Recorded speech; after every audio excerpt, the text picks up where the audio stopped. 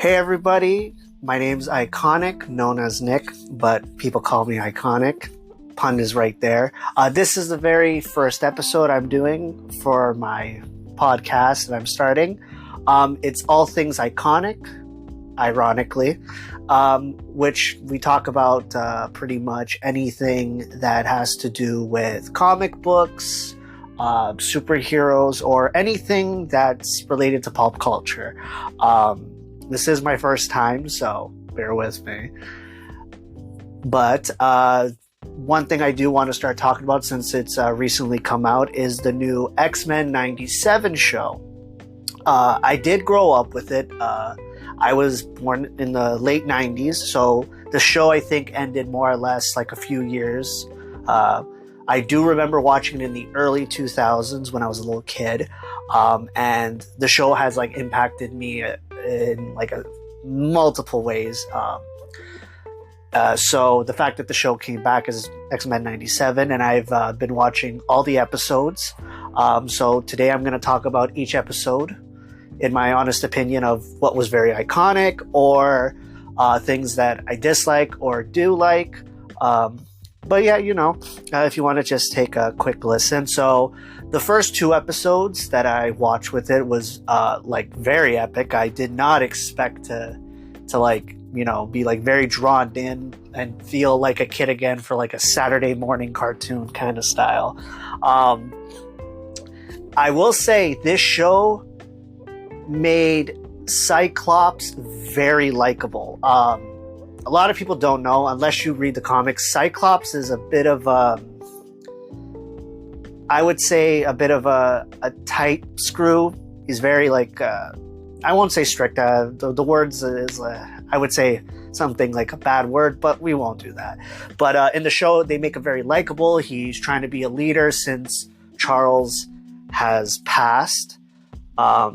And I cannot tell you some of the most iconic things he does. And some of the stuff he does is actually not from the comic books. So if you guys ever played Capcom versus Marvel, in the early games, Cyclops was one of the characters. And he had a moveset where he uses his optic laser to kind of shift, which he did do when he saved Sunspot, who was just introduced in the show.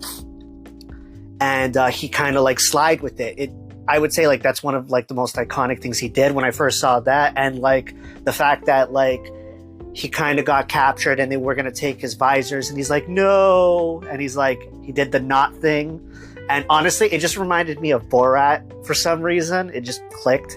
I thought that was very iconic. And then he just exploded the entire building and stuff like that.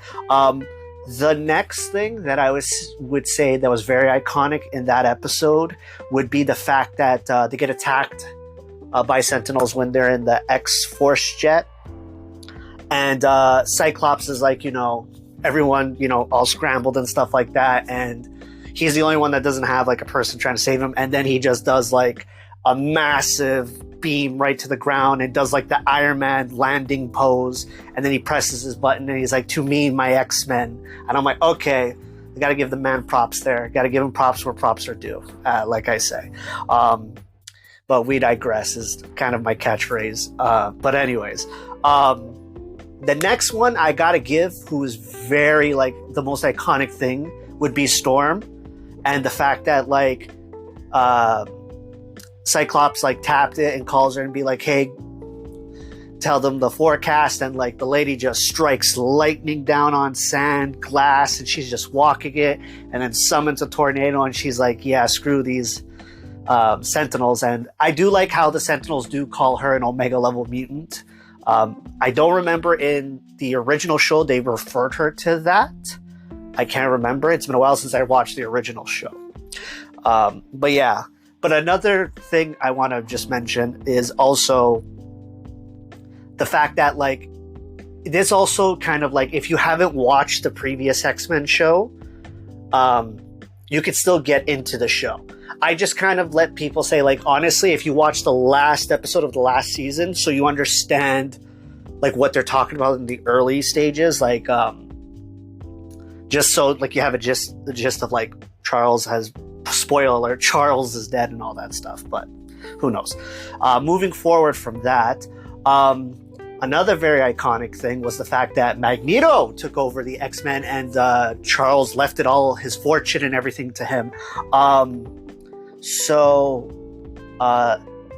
A great thing about this show is it does take a lot of inspiration from other stories from the comic book. So like Magneto's new look is from an alternate costume that he did wear. And I don't remember the issue because it's been so long since I read something from X-Men, and I'm just like getting back into like reading comic books seriously. So I know that is from like a particular part where the next part of the episode is he goes to trial and stuff like that. Which amazing. I cannot tell you, it's like, it brings me to being like, I actually like Magneto, which is very hard because he wasn't like one of my favorite characters for villains, but the show kind of makes me like him. And then the other kind of stuff with the whole love interest with Rogue and all that stuff was just like Jesus, which is a very triangle with also Gambit, and God help them with that. Moving along from that, Storm losing her powers, when I saw the end of that near the end, was also a very iconic part because it does happen in the comics, if some people don't know. But the way that they did it, and like because she's so in tune with like the weather and nature, and like the fact that she can't feel it or has that sensitivity, honestly broke my heart. I was just like, oh, they did my girl dirty. And then when Magneto snapped and like, raised these people, the humans or whatever you want to call them, up to like, space. And then he's like, he's really trying so hard not to like snap, and like explain that like everything he did was for his people, which is the mutants who get like discriminated indefinitely, which I do feel because, one thing that kind of drew me into the X-Men series is the fact that I did get bullied a lot. So I kind of felt where he was coming from as I got older and stuff. But, he's the guy that like, is just he's trying so hard to be good. And the fact that what he said is like, he's like, don't let me let you down. Right. Which is just like, he accepts that like he will go to his old ways if necessary, but he's like trying to respect the memory of Charles. And he's just like, listen, I'm not asking you to like us. I'm not asking you to love us. But listen, he's like, we live in this world and we got to share it. We just have to tolerate each other, which is, I think, like a very powerful speech on him. Now, going after episode 2, episode 3 is very vague for me. It just clicked in my head. That is the whole like Madeline Pryor thing with Jean. A lot of people don't know this, but Madeline Pryor, technically, one thing that they didn't do correctly was she never had mutant powers. She was a clone of Jean that Sinister did do. And if memory serves me correct, in the comics, she had no mutant abilities and stuff like that. And like, it was planned for Scott to have a child, which created Cable. And Sinister wanted to do that. Later on, she does become the Goblin Queen, which she actually makes a deal with demons. And that's like how she gets her powers. But in this show, they kind of like, she still has like the psychic powers, but it's kind of like a little bit like more powerful. She's able to manipulate reality in a sense. And then obviously the baby and stuff like that. That was a very iconic thing, but so that whole point of like her kind of figuring out she was a clone, and like that whole Pacific Saga, in the comic books, it actually was a lot more bigger. And I've had some friends of mine kind of like, they didn't like the fact that it was just 15 minutes, but at the same time, it's just like, I didn't know too much about it. It was a new character for me. But, to each their own. Everyone's allowed to have their opinions, but I did enjoy it. But I do understand where some people feel like it was, they got 15 minutes of this, and then the next episode, I feel, which is like the Jubilee episode, kind of fumbled for me. I feel like for the fact that this is the first season, one big thing that I kind of have an issue with is the fact that you're bringing something from the past that I don't remember a lot of filler, but each episode had a connection to either the next episode or to the main story plot. The fact that Jubilee was just like sucked into a game, and the alien being, his name, I always have a hard time saying it, Modo, or it's like the same thing as the Motendo joke thing they did in the episode, which I thought was funny. It's kind of one of the weaker episodes, to be completely honest. I didn't enjoy it as much, so I feel like they kind of fumble, but I do understand where they were going with it. So, moving along, I don't hate Jubilee. I do like her as a character. I just felt like we didn't really need, a filler episode for the fact that we're getting 10 episodes for a show. I would understand, putting one filler if it was going to be like a 13 episode season. I would have accepted that, but, we digress, as I always say. But moving along, as like the episode goes through, I personally not a fan of how Sunspot is. It's like he's denying one part of himself while trying to protect one part of himself, which I do understand.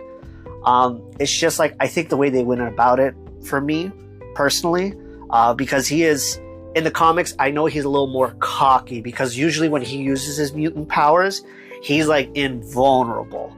Like he cannot get hurt. He feels no pain. And so I just feel like the fact that he is so afraid kind of like, and he was also put in a scenario where it's like, it was to deal with aliens and he chose still not to use his powers, especially like in moments where his girlfriend's in trouble.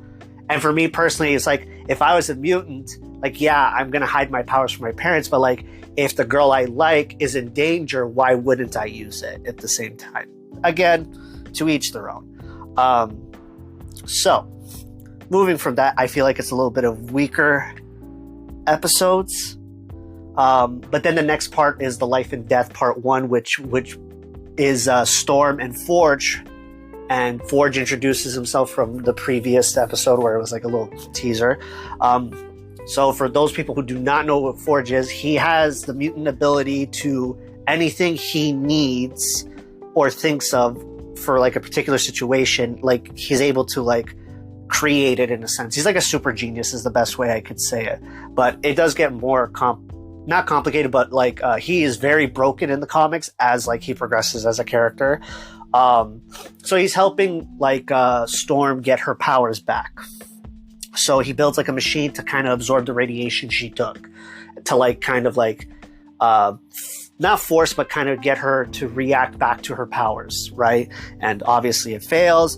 And then Storm finds out that like he's the reason why the callers exist in the show. And then like he says he loves her, which again, I don't know why they did that. I know that there was like in the comics there was something, but it was just like the way that they played it out was just weird.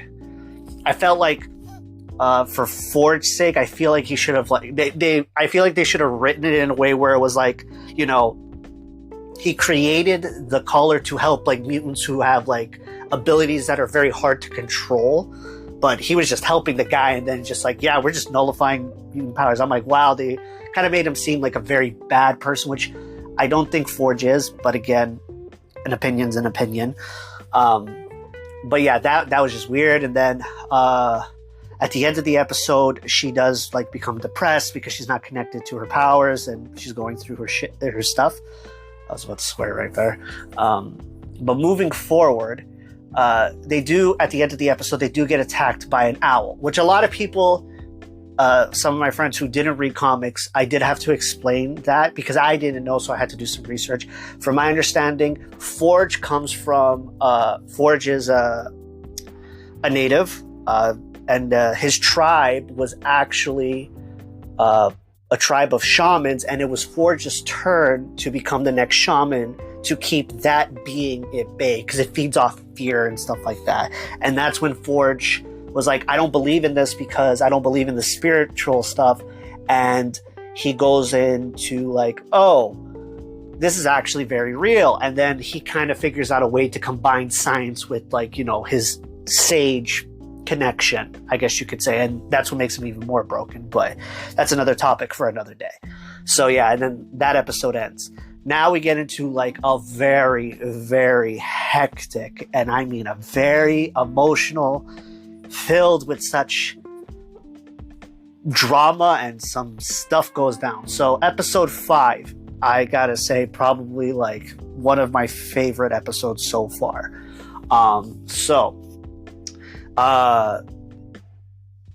The X-Men are pretty much like not like, you know, connecting as well, I guess you could say. Magneto, Rogue, and Gambit go to Genosha. So to kind of like make it to, it's in the process of becoming its own nation for mutants. And so there's also that very tension between Gambit, Rogue, and Magneto. I won't call it, well, you could say it's a bit like sexual tension, I guess, right? Because Rogue can't really touch Gambit, and Magneto, for some weird reason, he can because of his magnetism powers. It is what it is. I just don't question it anymore. So obviously, one of my very favorite parts is they introduce Nightcrawler, and he, I feel like, doesn't get enough recognition. And I like him as a character. I like him in the X-Men. I do remember him in the like original show, and I'm like, oh my god! And like the way his character is portrayed, and like he did, like, you know, the teleporting and just being like, you know, the free spirit that he is. Anyways, so I felt that was very iconic. And then he was talking to Gambit about like how, you know, how he should just propose to Rogue, and he's just like, you know, love is, don't quote me on this, but he said like love is an acceptance of all the sins you want to do together, or something like that. Some form of like that. I can't remember off the top of my head because it was so much was going on in that episode. And, you know, and then, you know, Gambit being how he grew up and all that stuff, he realizes that, like, you know, some of the things are not quite as right with Genosha. Like, who's paying $10 for an apple?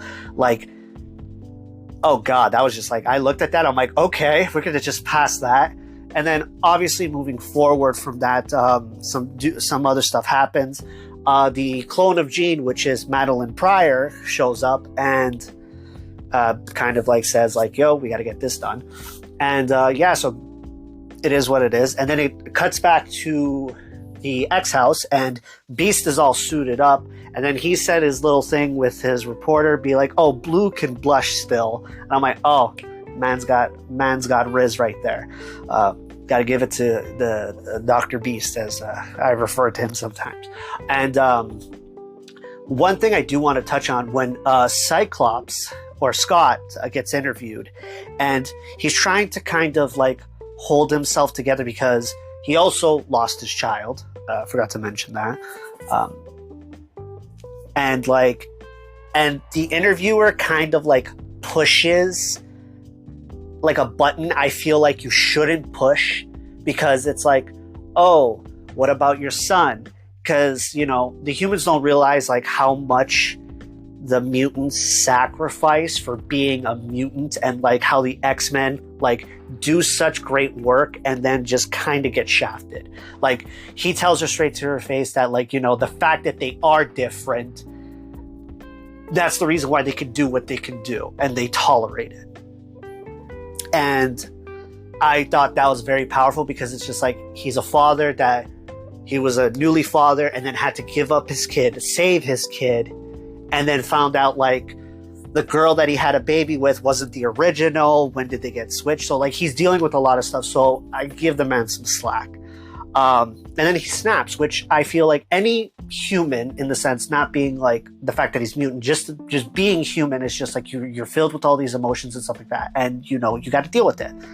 And I just feel that like his reaction was very valid. And then it's just like, everyone's just like, oh yeah, he kind of like slipped on that. But And then further on there, like later on the episode, the original Jean starts like trying to go through her memories, and they haven't been doing a lot with my boy Wolverine in the show, which I kind of understand why they're doing it, but I won't touch that with a 10-foot pole.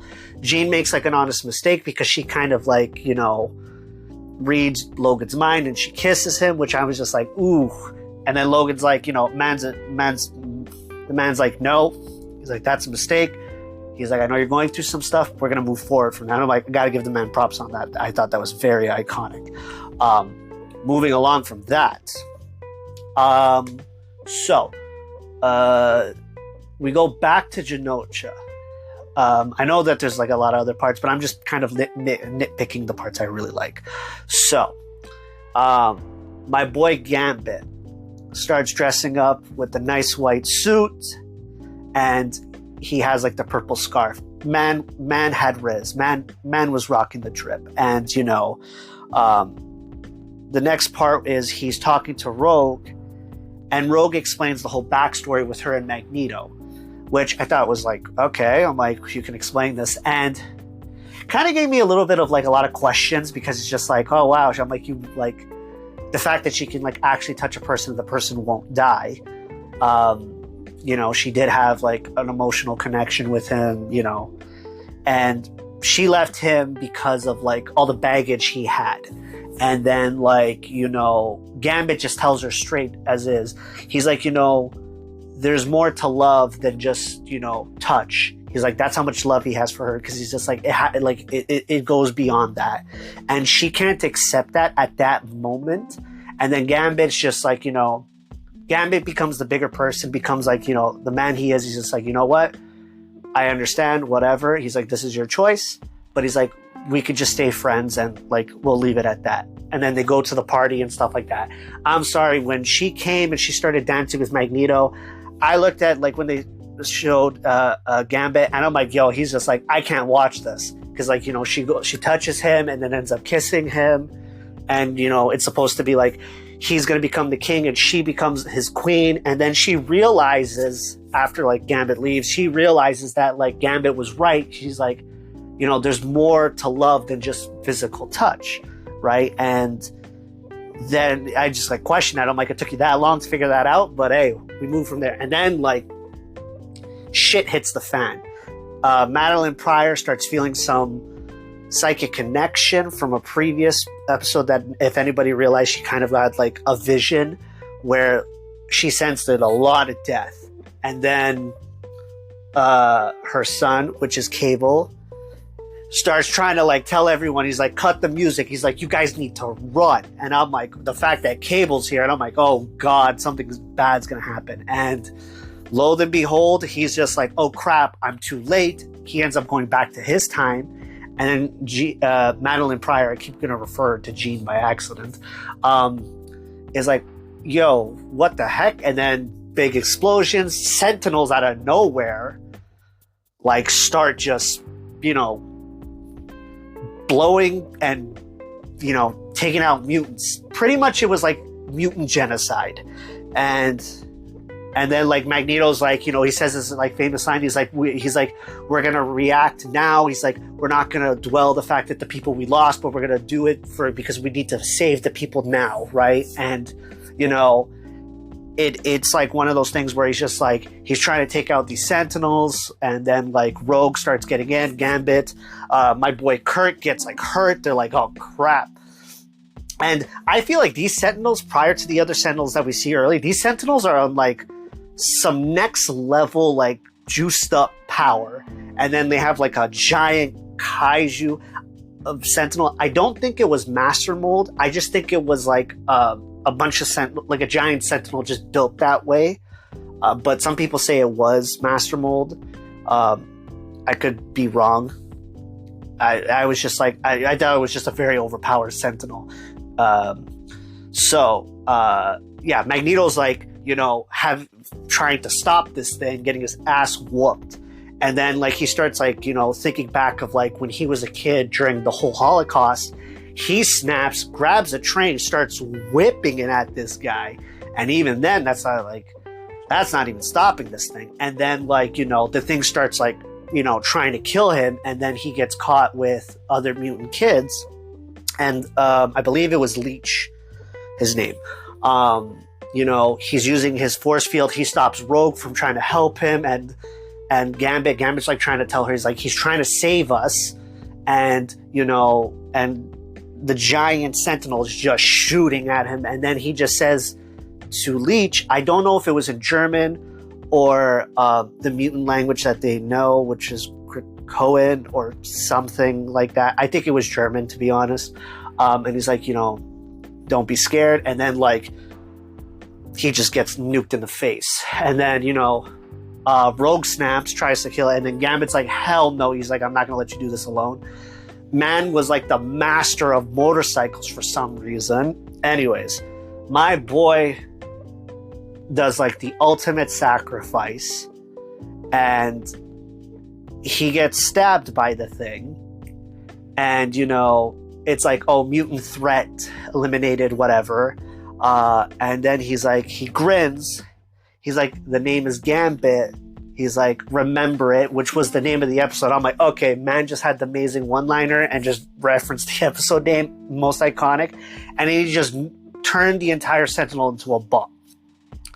And, you know, pretty much just nuking the damn thing. And then when Rogue goes to his body, she says, like, I can't even feel you anymore, which I feel like leads to the fact that she can't, like, feel the sensation of, like, taking someone's power from Gambit, because it's supposed to be like he's dead. And, you know, the amount of death that happens, and then it cuts to the X-Men, and then they're like saying is like, how many? And it's just like, it just cuts, and it's just like, oh god, this episode made me very emotional. So it was very a lot to take in that episode. I will say that episode is like a solid 10. A very great episode, but it made me like emotional, I will say. But yeah, that's pretty much what I want to say from all the episodes that I've watched. But yeah, so far so good. They have done a lot of iconic stuff for the X-Men. I just hope they could keep the train, and, you know, I hope the next episode, which is gonna probably lead to Life and Death Part 2, if I'm correct on that. But yeah, I'm going to post my opinions on when that episode happens. But you know, it'll be a little shorter than this because I kind of, you know, talked. But yeah, this is your boy, IconNick, going out.